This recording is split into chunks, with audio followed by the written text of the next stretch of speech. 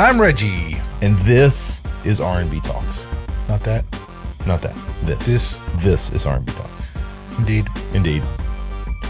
By the way, Reg, wonderful T-bone steak on Memorial Day. Like, I went home and I was all pleasant and warm and cozy, and I slept good because I had the meats in my stomach, and it was glorious. Man, I'm just glad that this is a new half cow I bought, and you just can't just. Some of these places they will sell cuts of beef, but it was like a limited time thing where they were like, "Hey, we have this half a cow available. You know, it's gonna go really quick."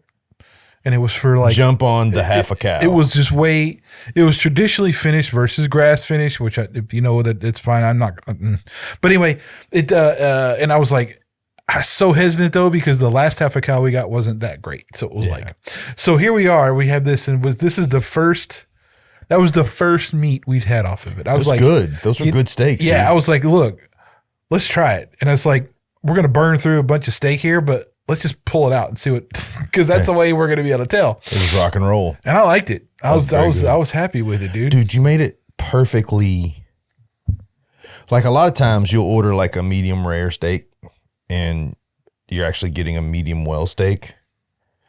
Yours had the perfect smoky flavor, the perfect pink in the middle. Like, it was top notch. It was top notch. It wasn't bottom. I appreciate that, man. That was on the griddle. Yeah. As hot as I could get that thing, and then into the big green egg at like 225 or whatever. For the smokage. I liked it. And if you're having trouble with your mic stand, it's okay.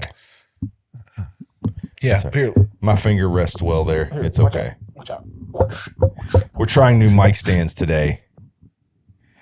I'll switch my position. There we go. Oh, see how comfortable that is? And we'll swivel that mic over there. Yeah, so it's a work in progress here. Hey, this is the second episode in our new studio.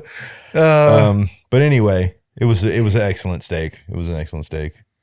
I heard you say that you thought it could be better, though. I was like, I'm a little troubled by that because it's a really good steak. Yeah, but like, okay, I mean, this is the thing. Like, just because I'm thinking of improvement doesn't mean I think it's not good. Okay, yeah. I'm always thinking of ways that I can, like, how can I make this, you know? Because I'm putting it up against like Jeff Ruby's or some of the best. I've had like whoa steak, right? Yeah. Where you're just like, this is not even steak anymore. It's so good that it's in another category, right? Yeah. I've had, when you've had that, it's kind of like it's not that I'm never going to dry age my steaks and have this special herd of cows I use for my, all that crap. But never say never. Well, dude, that would take a lot of effort into the beef than I want to, because I actually, can live with what we had the other day, which is fine. But yeah, I mean, look, food is like one of those things, man, where it just pulls people together. Yeah. Okay, like there is so much into sitting down and sharing a meal with somebody, and it's just barbecue for me is a way that I could latch onto something and like try to be good at it. Yeah, and without doing it professionally, mind you, but a lot of times you can do it better on your own than you can professionally, because you're not bound by like how much money you're making, how many you have to make, and all this. Because like some of the top barbecue restaurants now they get it. Don't get me wrong, there's some of those especially in Texas that can throw down, but like I'm not trying to. I don't have like thousands of gallons of barbecue offset smokers rolling with hundreds of briskets and all that kind of stuff. I don't have to worry about that. If you do, I'm coming over. Man, everybody better be coming over. Yeah.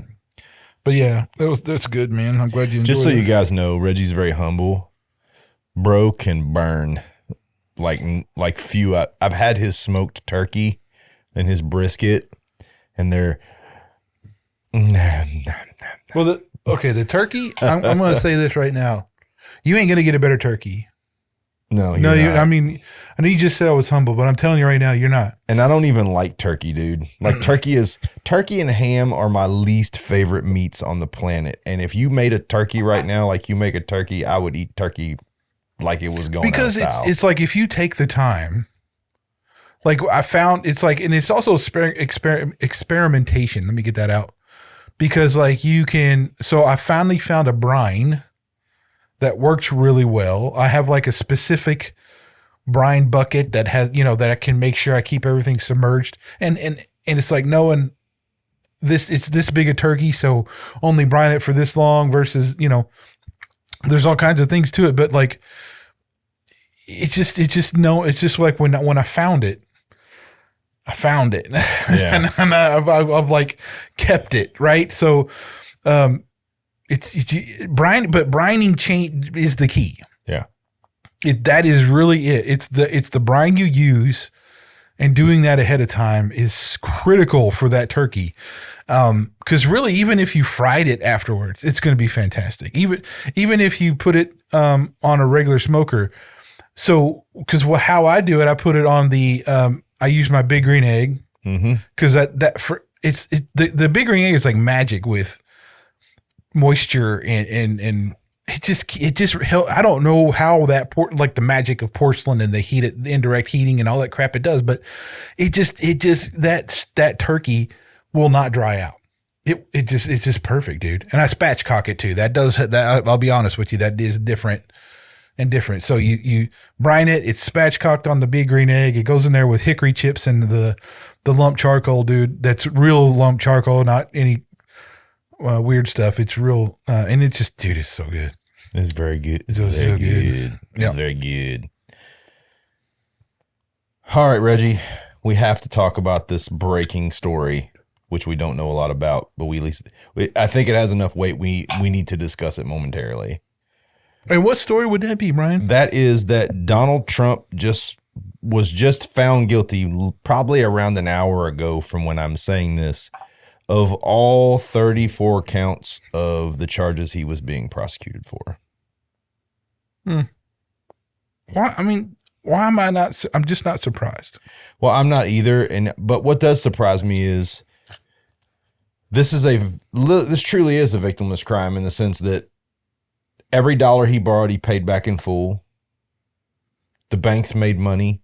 He made money. And for that, he's facing possible 136 years in prison. Well, let's be clear here, and let's just lay this out. They have to look. The Democratic Party has got to do something, or they will flat out lose this election with a landslide. All right, let's be clear. They've already lost this election. I'm saying what they're trying to do is and we know this. And look, even if you're a liberal, you can't tell me that you haven't been trying to get Donald Trump off the face of the planet. I mean, that's glaringly obvious. And I'm right or wrong, that's what's happening, right? Yeah. So they have to try all that they can. And I have such a distrust for our government in general. Not only just politicians, no matter what side they're on, but I would guarantee. Okay, I'm not going to guarantee, but I would bet a lot of money that that jury was manipulated. So I'm just saying, I'm not buying any of this crap. Well, but here's the thing: they're going to try to get Donald Trump away from this election as much as possible. Yes. Especially when you see what happened in the Bronx when he came in there, and they're in trouble. So I just don't put it past anything to manipulate and nefarious means to do things, right? Well, that's true. And you also have to really honestly, you have to look at the historical precedence that's been set by him being found guilty. He's the first president to be found guilty. Yeah. Of a crime, convicted of a crime. That has a pretty heavy weight of historical significance. But also too, the way business is done, the way and the power of all. I mean, dude, this again, is even the banks that he borrowed the money from, when they were pressed about this situation, all said, "Yo, we're good." He paid all the money back. We got what we wanted. He got what he wanted. We're all good. Right. Like there was no victim in this crime. They did try to make this about him paying $180,000 to Stormy Daniels and having her sign a non-disclosure.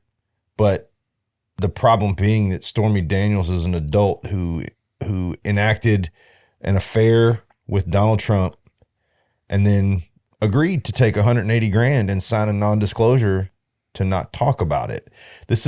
She's not a victim either. She willfully had an affair with the president. She willfully accepted $180,000 payoff and with her own hands signed a non-disclosure agreement. So I'm trying to figure out, I need someone to explain to me in all this.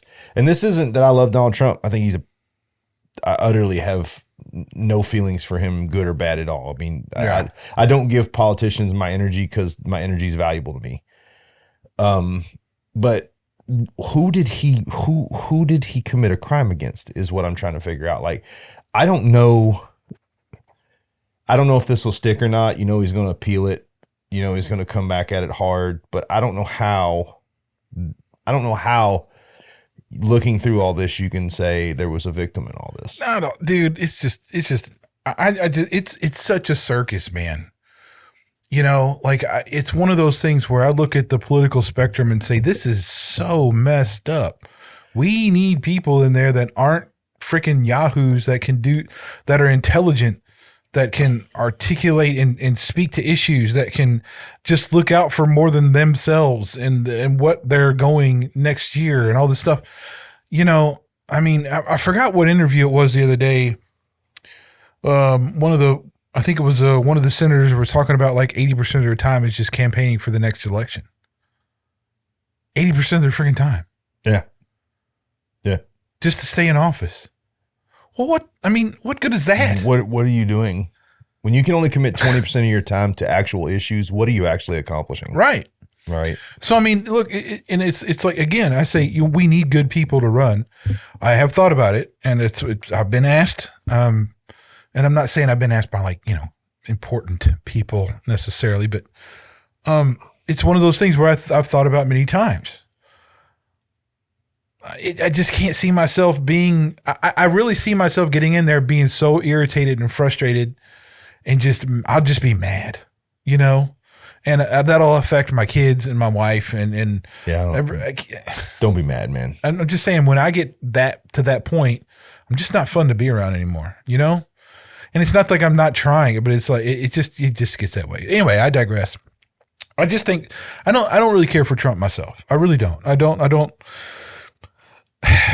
hail him as a savior or a hero or any of that other stuff. I don't really have anything against him either necessarily, although I wouldn't make the same choices in some cases that he did.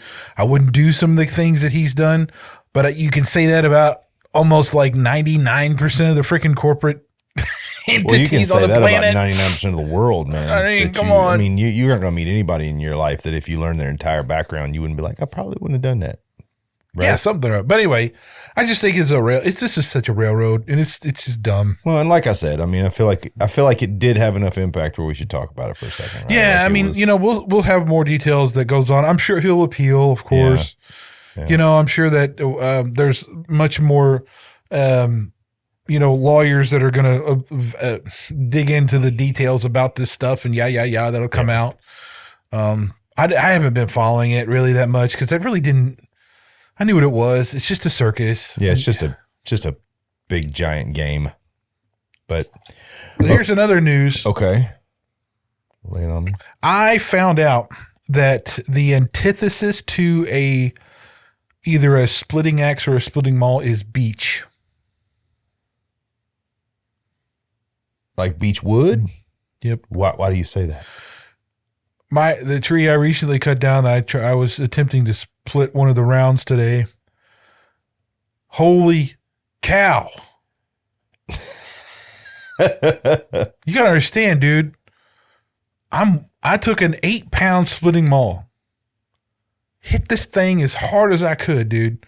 Over my head, grunting the whole 9 yards.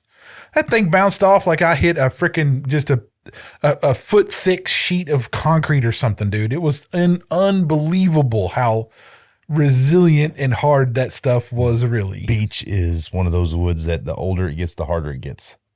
Like it doesn't ever give.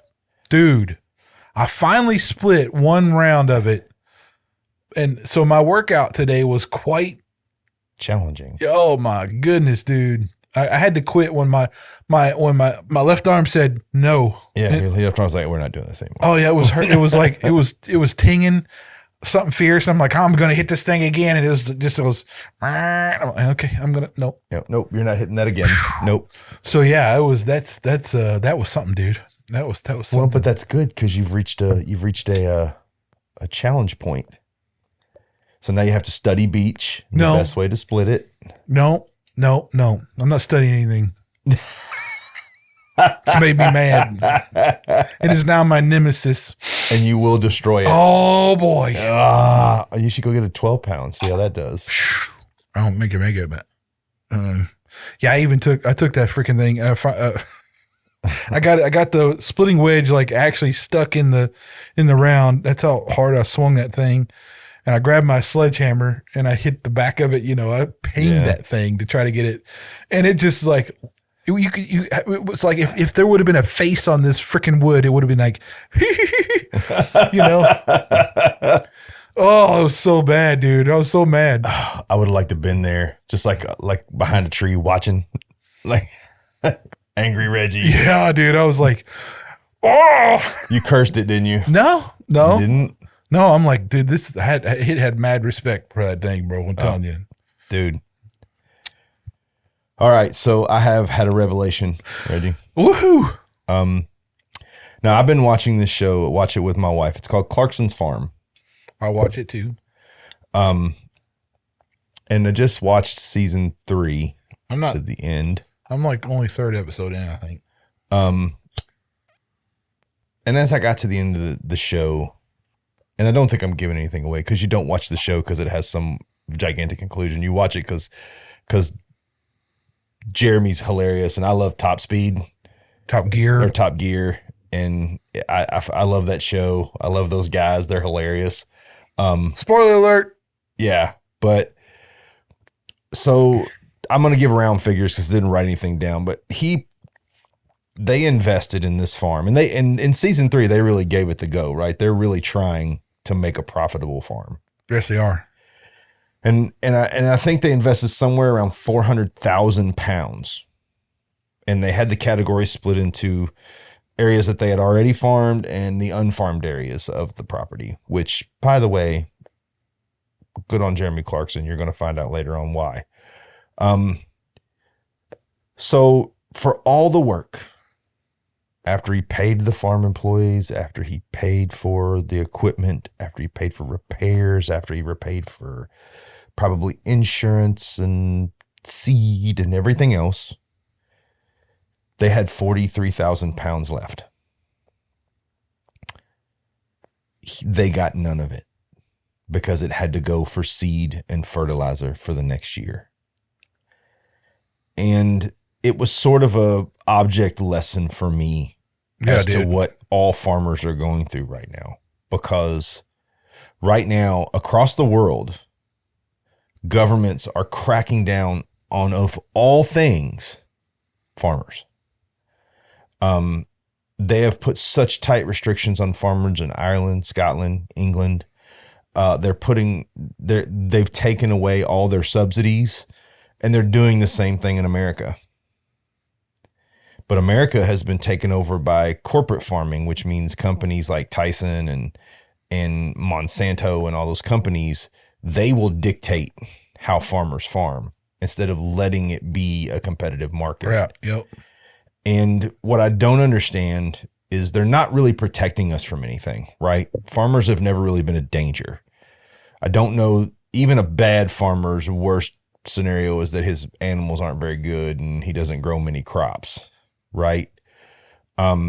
These are the people that supply right now, if I read the statistics properly, about 70% of the world's food supply. Yep. And you want to start to harass, harangue, and limit and handcuff these people and kneecap them at every turn And I was brokenhearted for what I now know most farmers go through. You don't make any money. No, You're living literally a 100% sacrificial life. How is it that the most honorable and most productive and most generous form of living is become so vilified? Dude, it's a part of the plan, bro. This is part of the freaking global cabal nonsense, bro. I mean, I'm getting in conspiracy theory nut job territory, but I don't really care. It's again, you're trying to really divide the people into classes, and you're trying to do that in a more devastating manner. Well, but wasn't it give me a second. Wasn't it well, Jordan Peterson said, if you really want to turn people on each other, starve them. It's almost like that's what they're trying to do. Yeah, and as a person who's in the health food industry, I can jump on processed foods and all the things that are wrong with processed foods, and I can ride that wave for hours. The things I tell you, you probably know a lot, but this is my specialty, and I can tell you some things that will probably give you some gray hair that are going on inside the processed food industry. Oh, dude, and it's been going on for years. We're just now being able to catch up to it, and the public can know about it openly, right? Yeah. Because it's been going on for so long. I mean, one of the biggest culprits is the freaking cereals that they've thrown out for years and it's just, it's god awful. I mean, there's it's absolutely poison. And even like in the stuff they use on the crops and stuff from some of these other things it's insane. That binder that is used in some of this, in some of the vitamins and pills and stuff that is actually from sewage. Yeah. I can't remember what the name of it is. It starts with a C, but it's in like all these different vitamins and stuff as a binder. And it's pretty much just, it's poop. It's poop. It's poop. Yeah, it's gross, dude. I mean, that's that it is. And then that and lab grown meat. Are you kidding me? Get out of here, man. I don't want lab grown meat. You don't want Impossible burgers? It's impossible because that's not a burger. No, I mean, it's just like it's so difficult. Like, even if you think about it, like, we would be 100% self-sufficient if we could. Mm-hmm. It's a freaking load of time to like grow your own vegetables, fruits, raise your own crop. Man, raise cattle. Oh, dude, it's a lot, dude. I mean, so farmers that have that have cattle ranches and all that stuff, that's a lot of work, man. Not just that, but who do like feed corn and who do soybeans, and I don't know, man. And here's the thing: even in the face of pretty much every government on the planet trying to stop farmers from being productive, they are developing incredible ways to do regenerative farming and create, and get more cycles out of the soil for more food, and they're still being kicked down. I mean, I got off on a deep rabbit hole of reading about this and went down 100 different avenues. Here's what I think a part of it is. We don't want to know, right? Yeah. We want to eat our McDonald's and eat our Burger King and our Subway and our O'Charlie's and fry everything up in fatty oils and do all the things we're not supposed to do and eat our Oreos and all the garbage that'll actually turn your body into a friggin' dumpster. We want to do those things. We enjoy them even though they're killing us. So we don't really want to know. There's this blissful, willful ignorance that's going on right now. I was reading, and I can't remember if I think this was a reputable thing, but I can't remember now, that cancer wasn't really a disease. Cancer is a response to a problem you have in your body. Cancer cells have to be activated by toxins or by outside forces. They're responding to the toxins and stuff in your body, and our way of gathering these in tumors and stuff is to contain that toxin and the poisons and stuff. Yes. And once you actually get that biopsy, you puncture it, it goes that you're done. Yeah. That's what they were saying, how like that in itself is already, you're done. If you do. And it's like, well, what do you do? So but it was like cancer is not the problem. It's actually the toxins and stuff that the cancer is responding to. Yeah, cancer cells have to be activated by something. Right. It's not, you don't just get cancer. Because we're seeing cancer elevated, right? Over you can look at statistics and see how cancer is spiking pretty significantly, right? So anyway, dude, I don't know, man. We're in a weird time period where there's like so much technological advancement, yet we seem to still be under this like profiteering, greedy, money grubbing corporate nonsense, and it's just holy cow. Yeah. And I'm part of corporate, it's not like that, but I don't like it. So, well, and now they're linking high processed food diets to dementia, early onset dementia and Alzheimer's, because just like the insulin receptors get blocked in your body, which causes diabetes, just like is the same way that the amino receptors in your brain get blocked by high processed food diets. And just like the amino receptors just like the insulin receptors in your body, you can't unclog them once they're clogged. So now you got people coming. They said that the age of early onset Alzheimer's and dementia is slowly getting lower, which means earlier and earlier people are getting and showing signs of these ailments. And they're directly linking it to high processed food diets. Yeah, I don't doubt it. I just don't doubt it. It's just nuts, man. Yeah. So, Vodi Bakum has a new book coming out next week. Okay. What's the name of it here? It's Not Like Being Black: How Sexual Activists Hijacked the Civil Rights Movement. I'm excited to read that. I'm hoping it'll June be 4th. That'll come out. I've already pre-ordered it.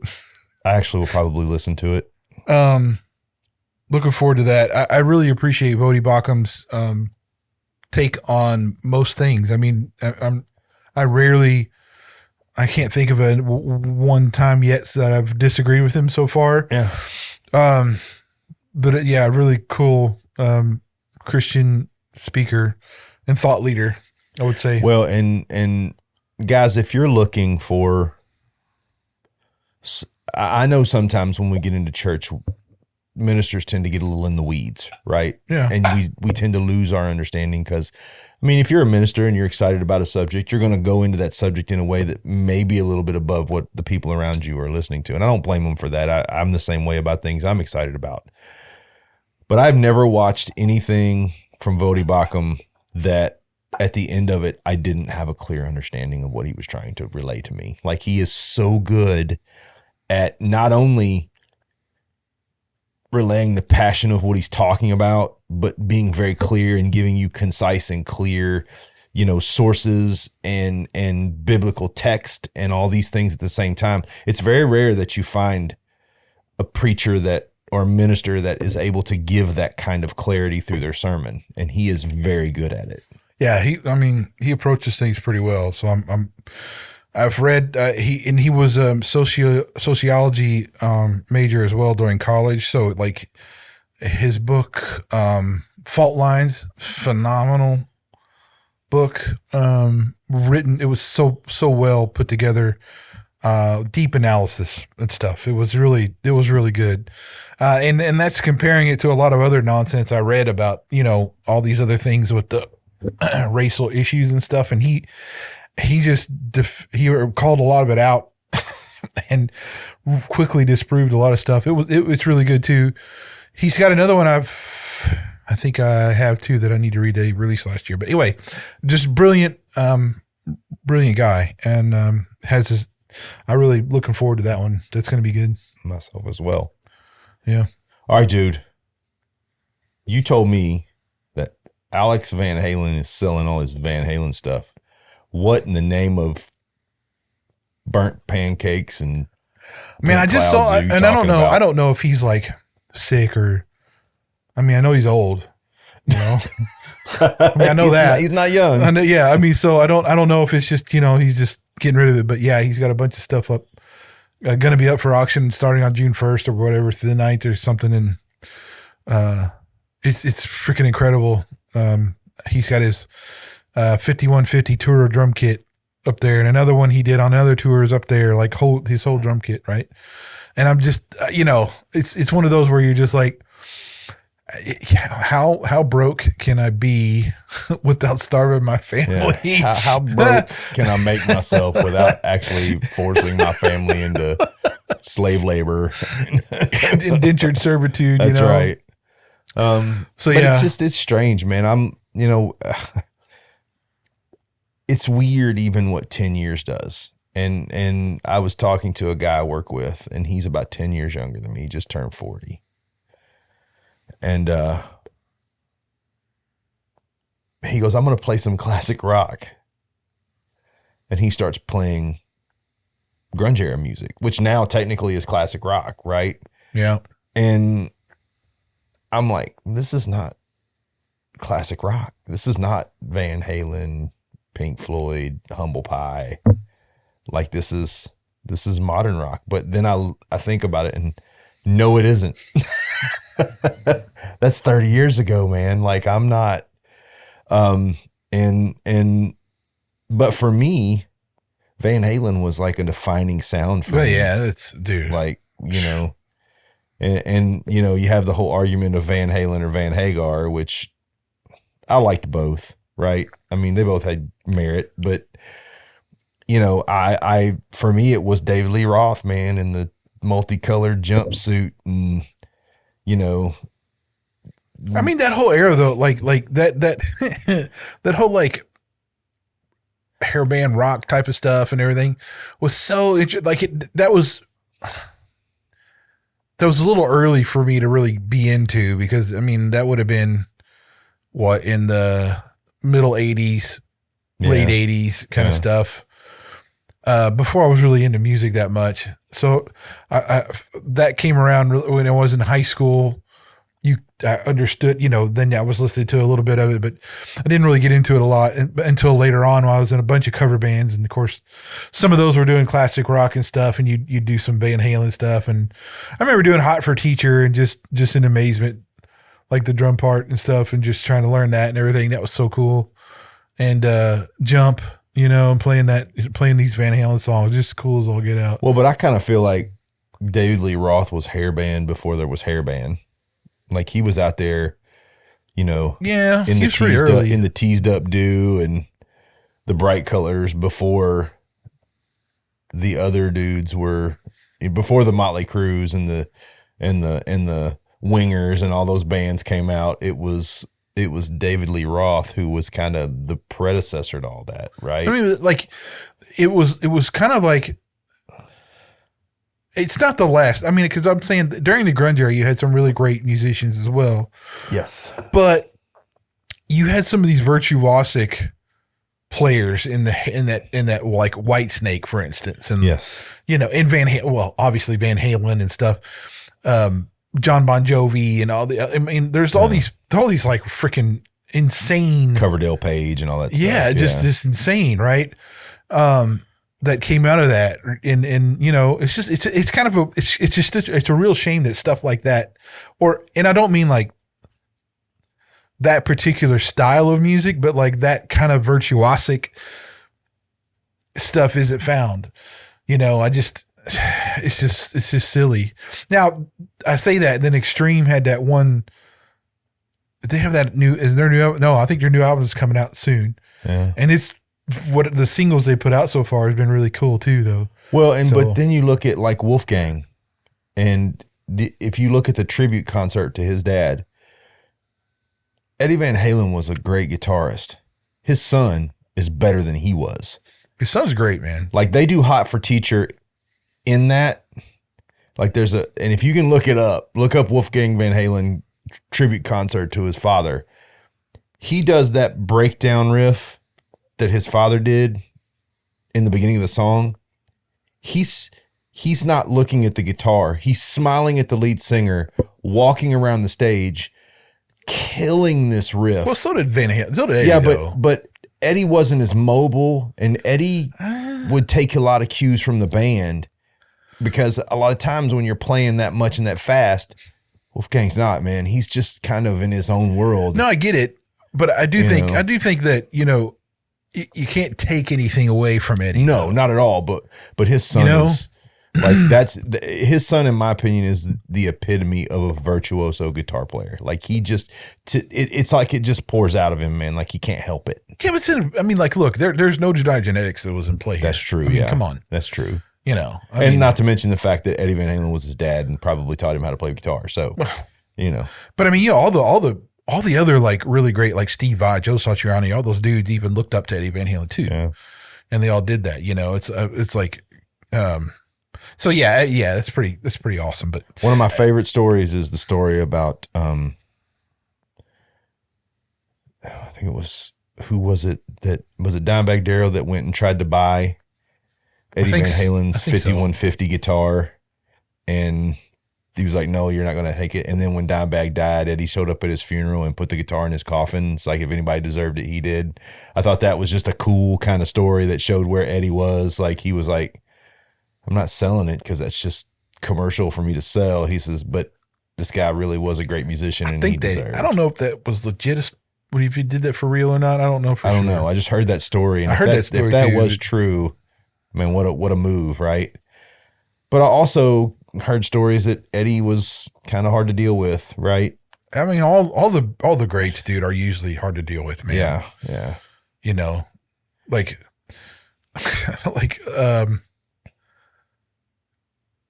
who's it? Prince, really hard to deal with. Yeah. Stevie Ray Vaughan, not because he was high all the time. Ginger Baker. Well, Buddy Rich. Yeah. There's another one that was, woo. Yeah. I mean, there's a lot of those guys, but anyway, I digress. Yeah. Yeah, Brian. So,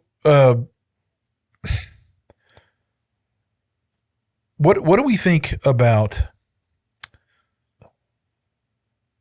our next little venture here with R&B Talks? Like, where do we want to, for the growing audience out there? Well, I think we want to get, in the beginning we were very subject oriented, and I felt like that was a good thing. I feel like we want to kind of get back to some of that. There's some things we want to cover. I think there's some important things that we need to cover. Doesn't mean we're not going to have our usual joie de vivre, but indeed, we want to talk about some things that are pointing it to men. The reason we started this podcast is Christian male perspective, right? In the current world. And there's a lot of things that attach to that. There's just a lot of things that attach to that. And we want to get into that, and we want to get into some things. We've got some topics, some great topics, really good topics we want to go over, and things of that nature. But I think it's time for us to get back to that place where we're really putting some weight on the things that we talk about. Yeah, I would agree. It's hard for us. I mean, just for everybody out there, it's really hard for us to we don't have a lot of time. Yeah. We are married men with kids and career and jobs and all kinds of stuff. And I know that my son's band season is coming up, so that's going to be a very busy time for us. And, you got your kids are taekwondoing it up, and, they're getting older, so they're going to start getting more and more interests and things that they want to get into. But I definitely want to continue to do this in a way that's going to be beneficial and give good information. And I enjoy this. I enjoy my verbal jaunts with Sir Reginald. And, but we want to get back to doing the thing that we set out to do. Yeah. And it's just, even looking at this week was, every week's a struggle most of the time to figure stuff out and do things. That's the thing. But one of the other, well, okay. One of the other things to talk about here though is like, I just want to say like how much weight people put on influencers. Yes. I think that's something I really want to touch on. Well, I think that involves a lot, right? Because I mean, I think as men, that's a kind of a huge distraction because you've got everything from, you know, fitness influencers who are trying to convince you that you're not good enough to female influencers that are setting thirst traps for men to try to trap them into lust. I mean, it covers so much, right? Like there's this wide and broad spectrum of things. I think it's very important to cover that. As a matter of fact, it's weird that you said that because I was actually having a conversation with a guy at the church I'm attending, and we were talking about how bad of a distraction things like Instagram and TikTok can be, especially for men. Because where I'm not saying that it's not a thing for women, but it's a different thing where women will see things and, oh, my body's not. Men, we will go down roads of peril to our family and to things that are going on in our lives at the risk of watching something inappropriate or visualizing something inappropriate or getting involved in something inappropriate. So yeah, it's a huge and important subject. This is why I think we are what we are and kind of why we're here, how we are here. And I know that's a little cryptic, but you know, it's the goal here is not to be some mega viral influencing show or anything. It's just to impact people who listen to this. For example, I've seen a lot of these influencers or whatever destroy their own lives for the sake of the audience that they want to generate. Yep. Whether that's like putting out content that's damning for somebody else, or it eventually comes out that's not good for this or that. And I think, and really just to say, I mean, for the layman out there who are just trying to get information, there's good and there's bad. I mean, that's true. That's the thing. I think Instagram for me is just a way, because what I view on Instagram becomes more of my feed, right? Yeah, the same thing with me. So like it's just, for me, it's just full of preaching. a lot of preaching stuff. Mine's sermons, a lot of cigar and pipe stuff, and dad things for me. Real Christian dads is one of the things I follow. Barbecue. Yeah. So I find myself on Instagram now. The one time on Instagram where I just despise is if I want to search for something, because as soon as I hit the search, what pops up is just chicks. Well, and that's the algorithm for them. They want you in that rabbit hole, and I refuse to go down that rabbit hole. Right. So I'm just saying, but like even when you don't look at that stuff, you're still getting pulled into it, and that's just a thing that I think most men just need to be aware of, and just need to like kind of guard themselves, when they're doing any of that stuff. Yeah. I don't use TikTok. I don't use Snapchat. I don't use any of that stuff. It's really just, I check my Facebook notifications, especially for R&B talks. I don't post a lot because I just don't. And Instagram, looking at stuff and everything else. So, I mean, just to lay this out, influencers aren't exactly true to what really they believe either. So a lot of them have a persona. Oh, absolutely not. There's so much false information being given by people out there who are putting a fake spin on everything. One of my favorites is when you'll be on an fitness influence page and they'll go, when I really want to burn it down, I do this workout. And as you're reading it, you're like, this is impossible. Let me be clear. They're not doing that workout either. I don't care how in shape they are. You're not going to do 100 sets of biceps. No human can do that. David Goggins. I don't think he can. I don't know. I would challenge David Goggins. David Goggins, if you're listening, I want you to do 100 sets of 12 in biceps for me so I can see that happening. It can't be with 5 pound weights. I'm sorry. I know. I'm just saying that dude's he is a beast. But I feel like, but what's more worrisome to me is that we have lost our gauge for common sense so much and logic that we believe they're doing it. Well, I think we've lost this whole thing of entertainment versus reality, right? Yeah. I mean, that's just, for some reason and I think this is more of the younger crowd than it is our generation, really. Although we do step in it too, but I mean, growing up where you rode your bike without a helmet, you jumped over all kinds of things and scraped your knees all up and everything else, and went into the creek. That was what you did for fun. It's just, you kind of figure that stuff out, but I don't know. Speaking of influencers, though, did you get a chance to see the one we talked about last week with the? Oh yeah, that dude is. Did you insane. go back? Did that you go back and watch insane. it? There's something wrong with that guy. Yeah, wasn't it? Like the moment he triggers, he has mental health issues. It's clear. He clearly has severe mental health issues. Like not even because it wasn't even an escalation to a certain point. Like he came out hot and just got hotter, right? Like it wasn't, well, blah, blah, blah, blah, blah, blah. And then goes, no, it was like, no, everybody's, y'all horrible, fat people are gotta die. I'm like, dude, are you okay? I'm like, does someone love you?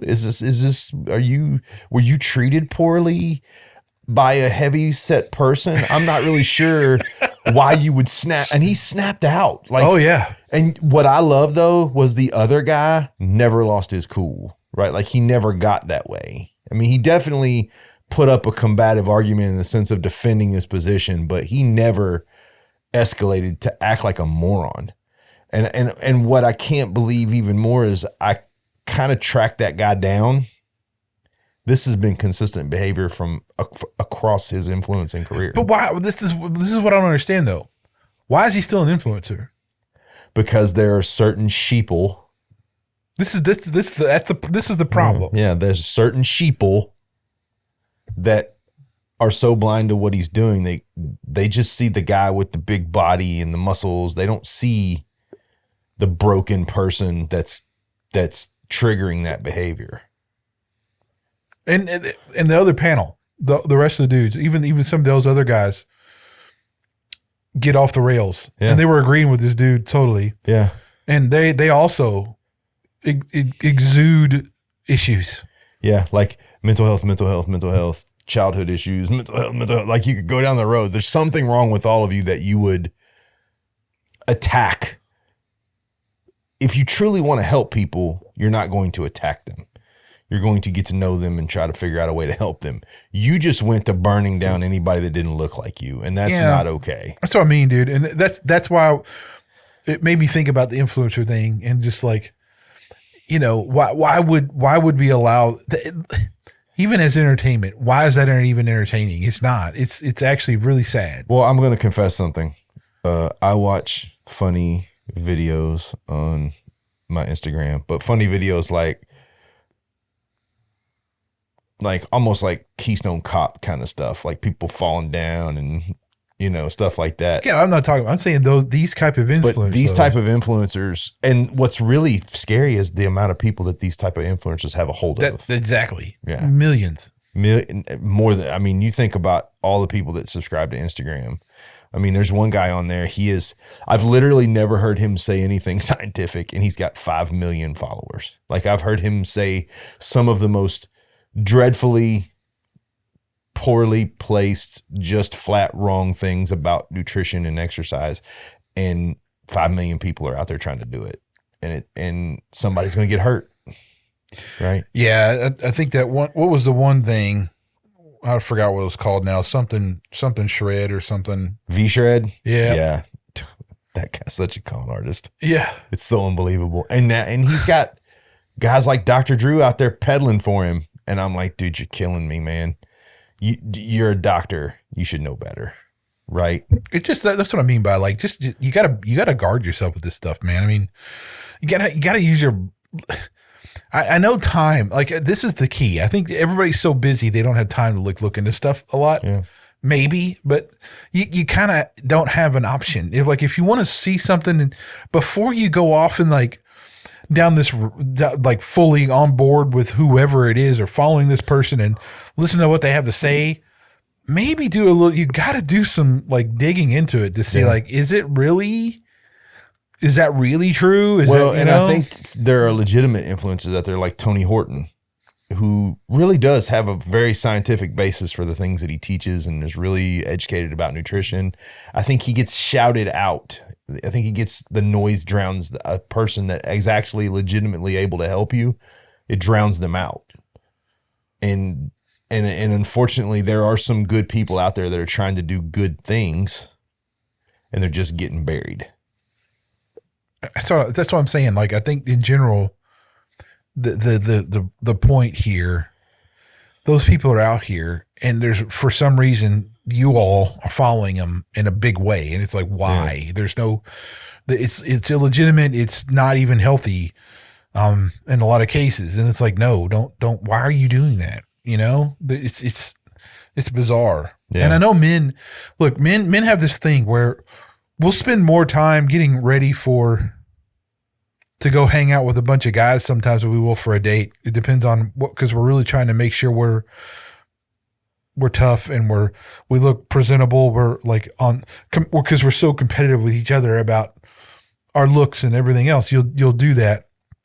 I don't do that. I mean, that was when I was really, really young, but you know, nowadays it doesn't, for us, it really like, it doesn't matter. No. Yeah. And that comes with age. And I'm so glad that I'm past that. Right. It's so stupid.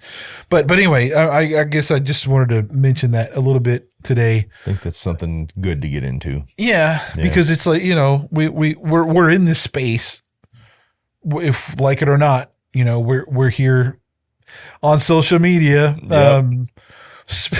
We are a part of the devil's plan. Yeah. So anyway, that was on my mind. So Brian, what do we have coming up? Let's talk about real quick. What do we want to think we've agreed on? I think we're going to cover the Vadi Bakum Sermon on Manhood. We're not going to watch it, but we're going to talk about it and give some notes and thoughts. Yep. We're going to talk about, we talked about cults. So we could I met somebody who actually suffered through a cult for like 20 years. And after hearing their story, I can't think of a more important thing to talk about as to help people be aware of those things that are going on. At any given time, there's 20 or 30 cults functional inside the United States. So that's a very prevalent and dangerous thing. Okay, we'll get into this in the video, but I just want to say this now. Yeah. There's some people that call themselves Christians that are in cults. Yeah, absolutely. Okay, sure. Just FYI, that I would consider a cult. I would dare say that if you're in a church that is willfully being aberrant and dismissive of the gospel, you're in a cult. Yeah, so we'll get into that. We'll get into that. Yeah, when we talk about it. So tune in. Okay, so our schedule here, just to lay this out. I think this we're recording this on a Thursday evening because it's just the way things worked out. This will be released on by Monday morning, just to let everybody know. Okay. And then we'll we're still working out schedule stuff. We are, yes. So it's summertime. My kids are out of school. Right. We got some things going on. We're going to figure it out, but we're still going to be here. You know, we're still going to be here doing the thing that we want to do and getting good information out there and getting a little bit more poignant about our subjects, I think. So. All right. I would suggest and encourage and motivate, and what other verb can I use here?